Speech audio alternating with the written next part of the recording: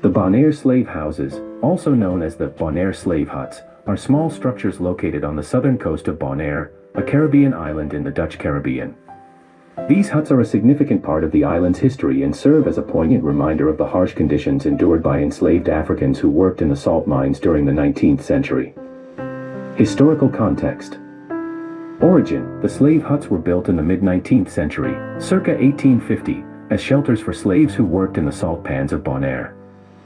Function: these huts were used as sleeping quarters for the slaves who worked in the salt flats. The workers lived in the main town of Rincon during the week and walked back and forth to the salt pans for work. Conditions: the huts are very small, cramped, and were often shared by multiple people, reflecting the inhumane living conditions that the enslaved workers had to endure. Architectural features.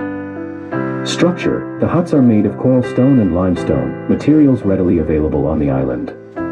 They have a simple rectangular shape with a small entrance and no windows. Size: the huts are quite small, often measuring only a few square meters, and barely allow an adult to stand upright inside. Location: these huts are located near the salt pans along the coast of Bonaire, primarily in areas like White Slave, Wood Pan, and Red Slave, Road Pan, named after the colors of the obelisks used to mark the shipping points for the salt. Cultural significance.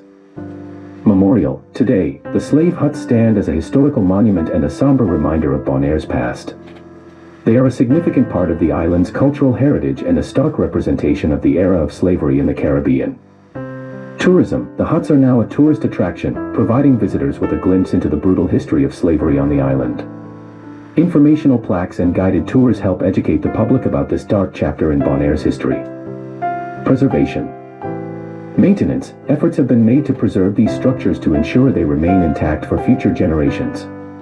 Preservation helps in educating people about the history of slavery and its impact on the island and its people. Education: the site serves an educational purpose, teaching about the island's history and the broader implications of slavery in the Caribbean. In summary, the Bonaire slave houses are not just historical artifacts but also serve as a reminder of the resilience and endurance of those who suffered under slavery. Their preservation helps ensure that this important history is not forgotten.